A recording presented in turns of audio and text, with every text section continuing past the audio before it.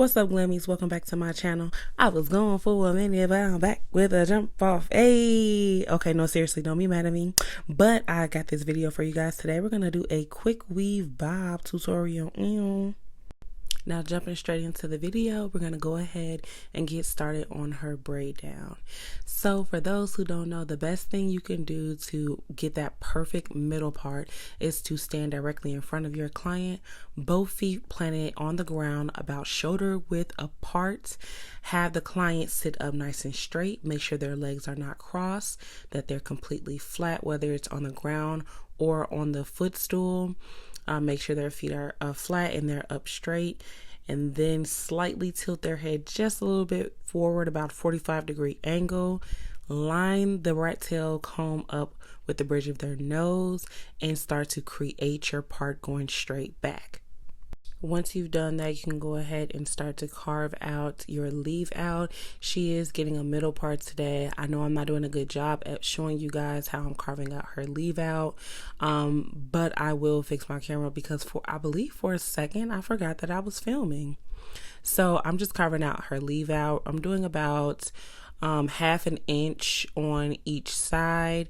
No, for her I did about an inch on each side. So once we did that part down the middle, on each side of her head, I'm going to part about an inch width of hair because she has fine textured hair. I know it looks nice and full here, but her hair is fine once it's flat ironed. So we want to make sure that we can't see those tracks through that. And that's gonna, so then she'll have a total of 2 inches of leave out at the top of her head, okay? 1 inch on both sides of the part.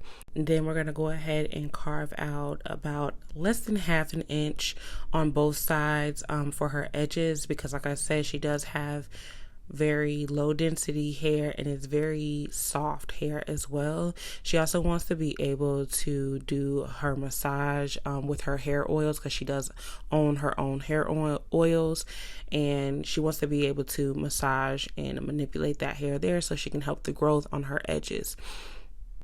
Once I finish pulling out all of the sections that I'm going to have for her leave out and pinning them out of my way, I'm going to go ahead and get ready to start doing her braid down. The first 2 braids on each side, I make those smaller, and then in the middle of her head, I go bigger with my braid down. So this is what it's going to look like for her braid down. Since she has fine hair and lower density hair, I am able to create bigger braids for her. Like I said, my very first 2 braids are smaller to make sure the sides are nice and flat, and then these braids are definitely going to be very flat as well. Even though they look like they're so much bigger, you know, with the quick weave, you do not have to make your braids too teeny tiny for the weave to sit flat, because it is a lot easier for it to be flat than it would be for a sew-in. So I'm gonna go ahead and finish her braid down.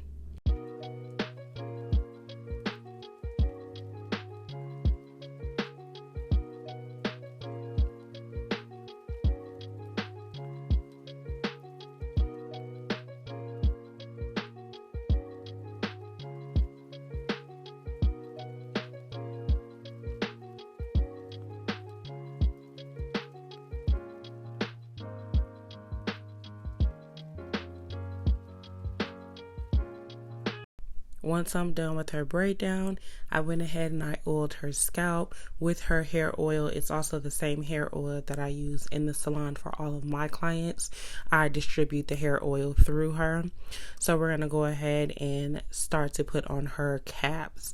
So once you're putting on these caps, it depends on how you're going to do your quick weave to determine how you're gonna actually go about the cap situation. So for me, I only use 1 cap. I use 1 cap because I do what everyone is calling the quote-unquote glueless method these days.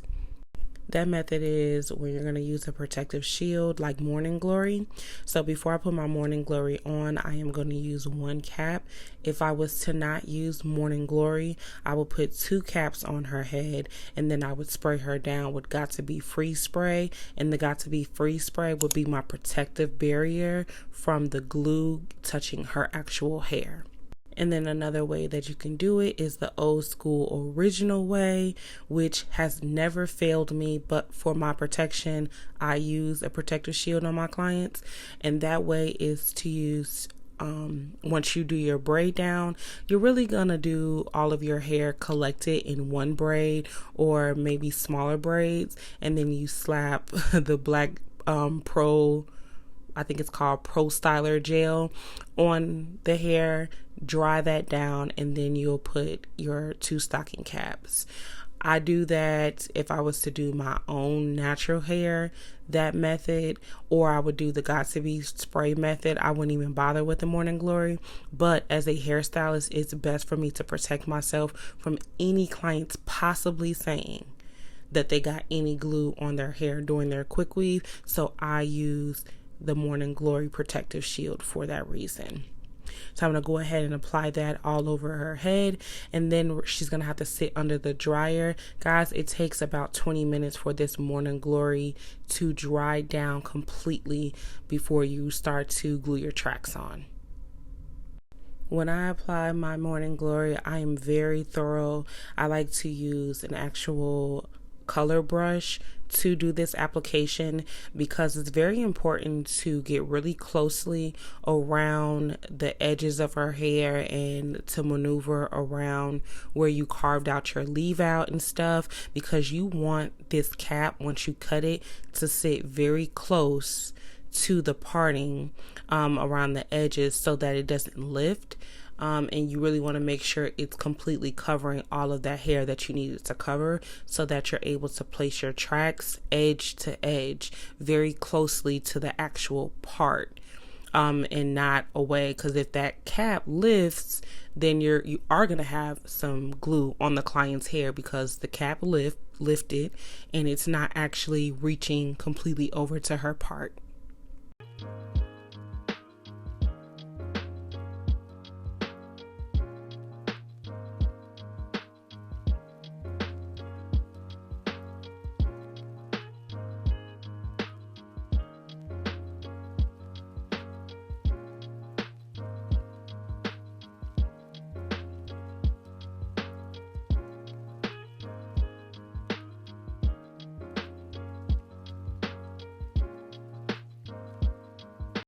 Okay, once your client is completely dry and she's from under the dryer, you can then go ahead and start to place your tracks so that you can glue them on. There's methods that you can do. You can do 2 tracks at a time. I am going to attempt to do that. I've never attempted to do 2 tracks at a time.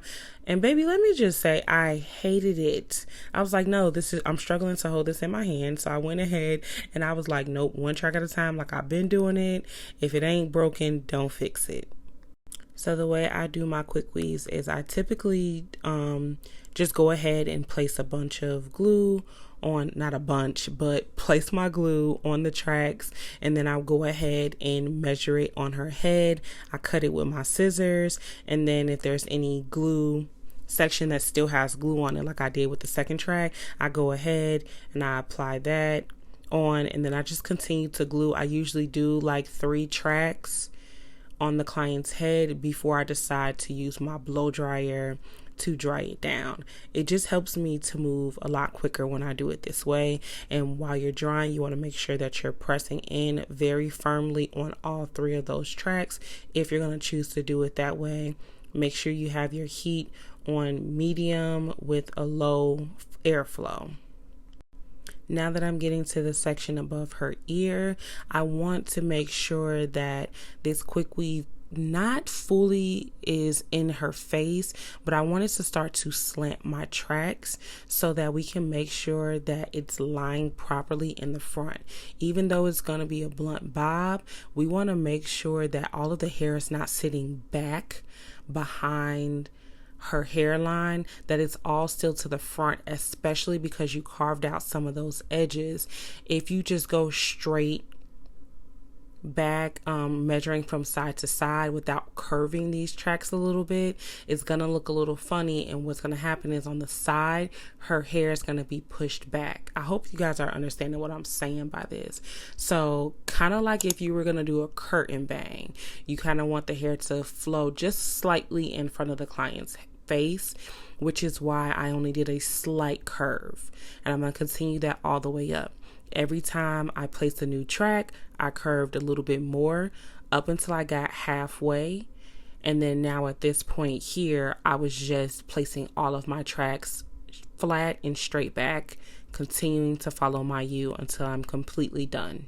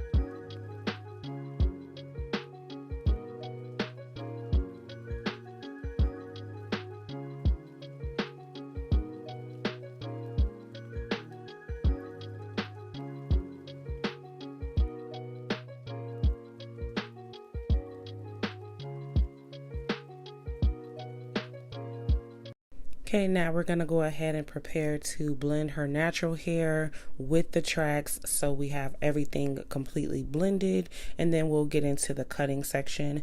To do this, if you're someone who is not good with the hot comb, or it makes you scared when your clients are jumpy because you brought out a hot comb, I recommend that you get yourself a pencil curler.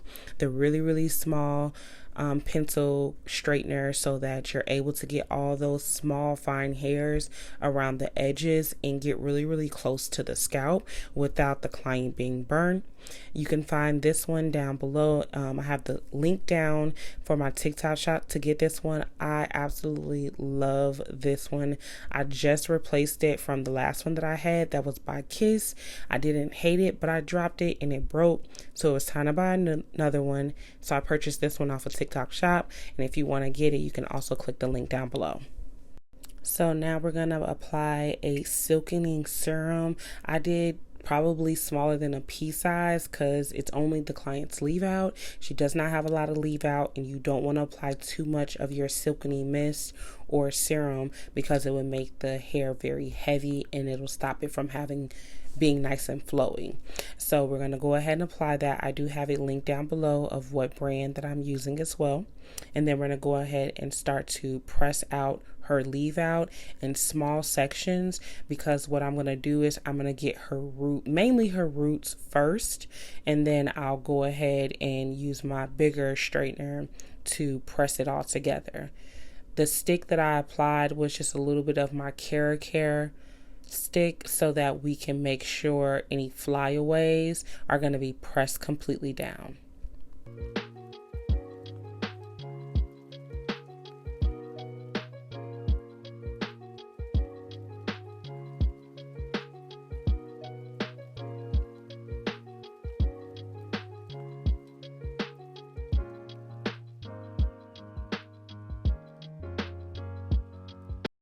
Okay, once I got all of her roots nice and flat, remember I have not even run through it with my bigger flat irons so that we can blend this. All I did was really get her roots. Now I'm going to go ahead and section off her hair so that I can start to cut. And for those who may ask, if you're wondering, the reason why I didn't press and blend the hair is because I do want to make sure that I'm not cutting any of her hair prior to doing this. Her hair is shorter, so it's not going to go past that, but it's just something I have a habit of doing, that I press it all together once I'm actually done, because I'm also going to press out the weave itself as well. Sometimes I press out the weave as I'm actually putting the tracks in. I'll press it out with my hot comb to make sure it's nice and flat, but since this hair was already straight, I didn't have to do that. So I'm just going to go ahead and do a normal press through with all of the tracks, and then I'm going to go ahead and start to cut it into the bob.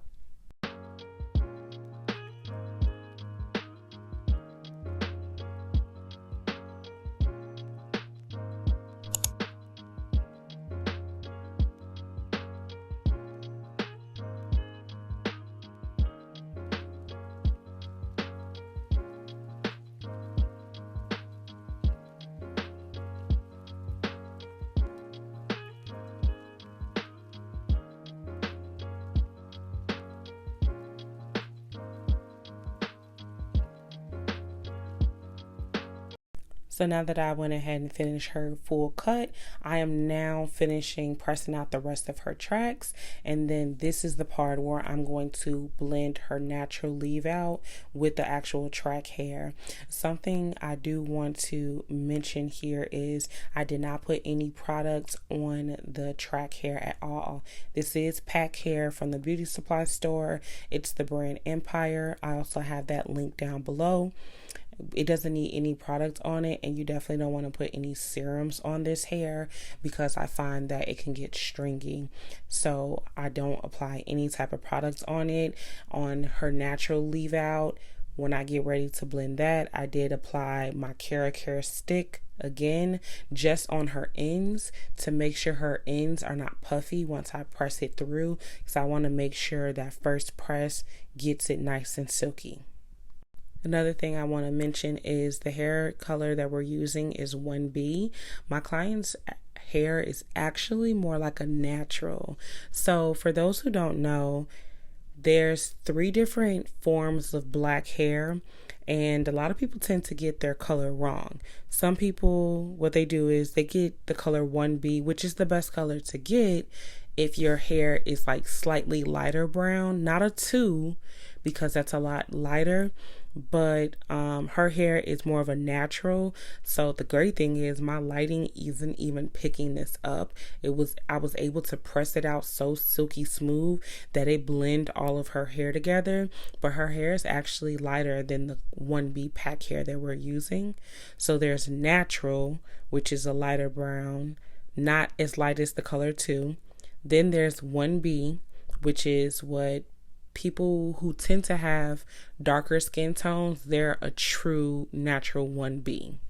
And then there's 1, which is jet black, and that is completely different from the color 1B as well, because you can still see the browns in 1B. So I hope that helps also for those who get braids and things like that. But like I said, her hair was able to blend perfectly because of how good I was able to get it to silk out.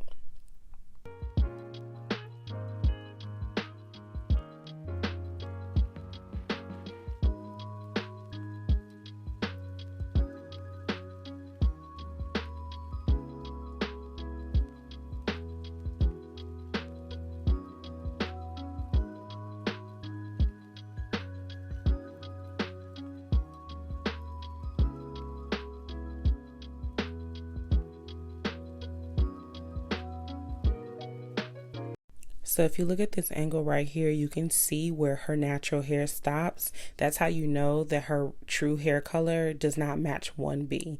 But like I said, it's just the lighting, because my light is very bright, so it was able to pick all of that up. This 1B hair was perfectly fine to blend with her. But if she was a true 1B, you would not have been able to see that distinction.